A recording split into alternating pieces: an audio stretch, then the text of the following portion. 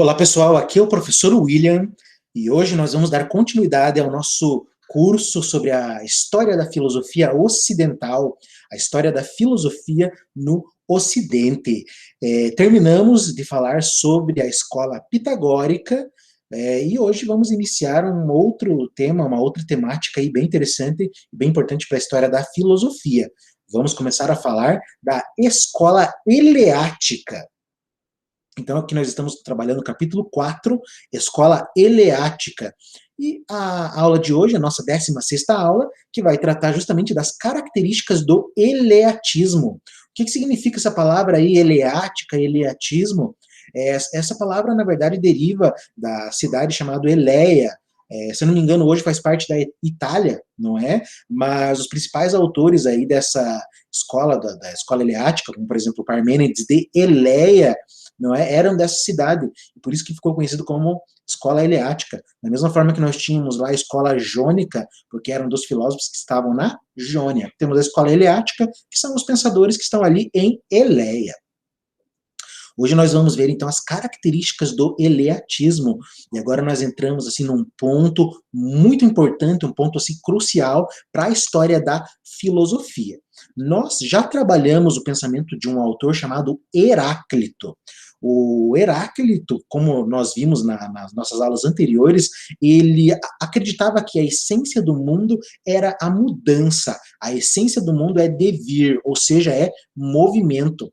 Aqui, com a escola eleática, nós temos uma outra perspectiva. Para os pensadores, para os filósofos da escola eleática, o mundo não é movimento, o movimento não existe mudança, mudança é mera aparência. E essas ideias, tanto do Heráclito quanto dos pensadores da escola eleática, são cruciais, são muito importantes para a história da filosofia.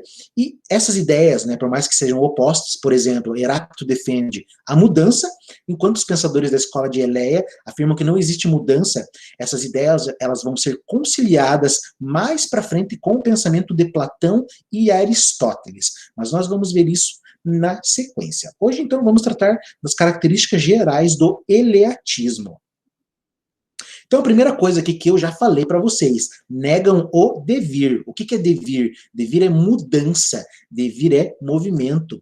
Como nós temos lá um filósofo chamado Heráclito, né, como já havia dito também, que ele trabalha a ideia de que o mundo é constante mudança. Ele tem aquela frase famosa que nós não podemos nos banhar no rio 2 vezes. Por quê? Porque ao entrar novamente no rio, o rio não será mais o mesmo e nem nós também não seremos os mesmos, porque as coisas estão sempre mudando. Na aparência, o rio é sempre o mesmo, mas se você for ver, as águas estão escorrendo, né? As águas são totalmente diferentes, por mais que a aparência seja a mesma. Da mesma forma que a gente também. Por que nós não somos os mesmos? Porque assim, eu, por exemplo, agora sou diferente do que eu era há 5 minutos, há 10 minutos, há uma semana atrás. Por mais que pareça a mesma coisa, a mesma pessoa, alguma coisa mudou. E isso que muda a gente não percebe, a gente só percebe com o passar do tempo. Tá? Já os pensadores da escola de Eleia afirmam que essa mudança é pura aparência, é pura ilusão. Mudança não existe, não existe, tá? Eu vou explicar para vocês por quê. Para eles, então, a mudança é a aparência. Somente a substância existe verdadeiramente. Para eles, aqui eles vão inaugurar uma ideia bem interessante aqui, de que só existe a substância. Ou seja, só existe para eles o ser, certo? Ser é aquilo que é aquilo que existe. E o que é o contrário do ser? É o não ser. Mas o não ser não é. O não ser não existe. Então, a única coisa que existe é o ser, é a substância. A única coisa que se pode pensar é sobre o ser, não se pode pensar sobre o não ser, não se pode pensar sobre o nada, na perspectiva dos filósofos eleáticos, que nós vamos trabalhar mais para frente detalhadamente. Então, para eles, a substância é o princípio. Qual é a arqué? Arqué, mais uma vez, palavra em grego que significa princípio. Para eles, o princípio é a substância.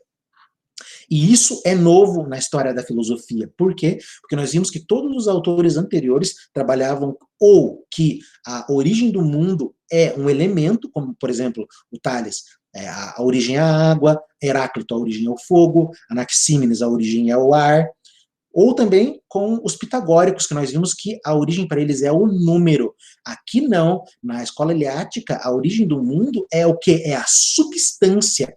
Ou seja, a origem do mundo é o ser, a origem do mundo é a essência, a origem das coisas é o ser. Tá? O ser é o princípio de tudo, e aonde tudo termina.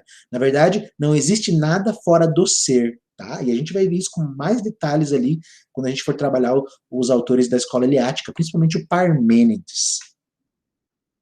Então, para a escola eleática, a substância é permanência e necessidade do ser enquanto tal. Ou seja, a essência do mundo, ela permanece. O mundo muda, aparentemente, mas a sua substância é sempre a mesma. Por isso que para eles não existe mudança, porque o mundo é o ser não pode mudar. Por quê? Porque se o ser mudasse, ele seria não ser. Só que o não ser não existe. Como que uma coisa que existe vai mudar para algo que não existe? Então, por isso que eles falam que não existe mudança, porque o ser é constante, o ser é permanente. Existir é permanente, tá? Essa é a ideia que eles trazem, que nós vamos trabalhar com mais detalhes. E a substância é necessidade também, ou seja, é necessário que, para as coisas existirem, elas tenham que ser. O ser é necessário. Sem ser, nada existe. Sem ser, o que existe é o não ser, que não existe. O não ser não tem existência, tá? Isso aí é quase um paradoxo, assim, uma ideia bem interessante, tá? O ser é e deve ser. Tudo que existe é. Tudo que existe é o ser. Não existe nada fora do ser, tá?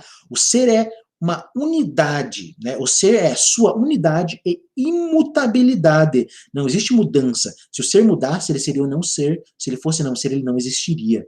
Ele é unidade, porque só existe o ser, que faz dele o único objeto do pensamento. Só se pode pensar sobre o ser. Não se pode pensar sobre o não ser, porque o não ser não existe. Você não pensa sobre algo que não existe. Você só pensa sobre algo que existe. Portanto, você só pensa o ser. O único termo da pesquisa filosófica. Então, aqui, qual é o objeto da filosofia? O objeto da filosofia para os eleatas é o ser. O objeto da filosofia é o ser. O que a filosofia estuda? O ser enquanto tal.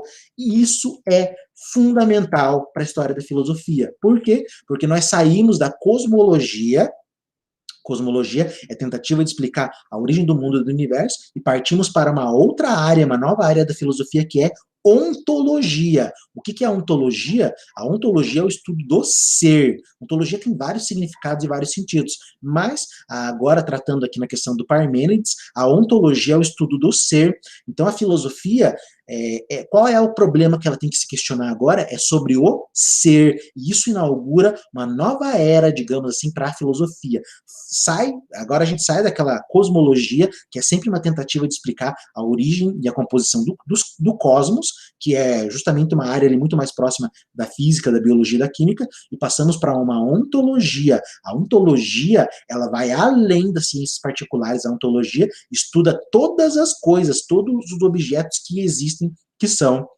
Para que serve a filosofia? Uma das utilidades da filosofia é tentar entender aquilo que é. A filosofia serve para constatar o que é. A filosofia serve para mostrar o que não é. Esse é um dos objetivos da filosofia, que já aparece aqui na escola eleática. Então, a ontologia é a base para a filosofia de Platão e Aristóteles. A ontologia vai ser a pesquisa que fundamenta as obras de Platão e de Aristóteles. Sem ontologia, não existiria pensamento de Platão e Aristóteles como nós conhecemos, porque as obras de Platão e Aristóteles, o grande problema delas é sobre o ser que une o homem ao universo, à sociedade, à política, à arte, à religião. O ser é tudo isso, é o conjunto de todas essas coisas. E esse é o objeto de estudo da escola eleática. Então, nossa aula de hoje é apenas uma introdução às características principais da escola eleática. Característica principal, então, fazendo um resumo agora para a gente terminar nossa aula. Característica principal não existe mudança, não existe movimento, porque mudar seria partir do ser para algo que não é o ser. O que é a mudança? É quando você sai de algo e vai para uma outra coisa que não é. Eu mudei. Então eu saí do que eu sou agora e fui para uma outra coisa que eu não era. Por isso que eu mudei. O que é o ser? O ser é. Mas se o ser muda, se existe a mudança, então o ser vai ser não ser. Se ele for não ser, ele não existe. Portanto, não existe não ser.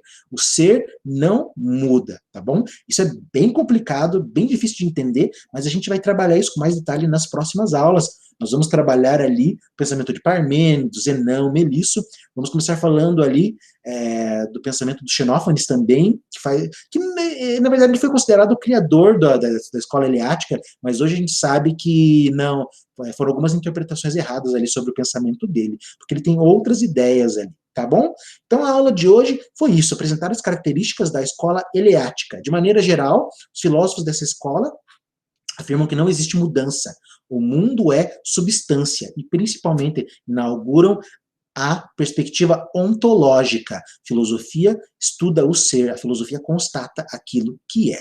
Então, na próxima aula, nós continuaremos aí nossas discussões sobre a escola eleática. Um grande abraço e boa noite a todos.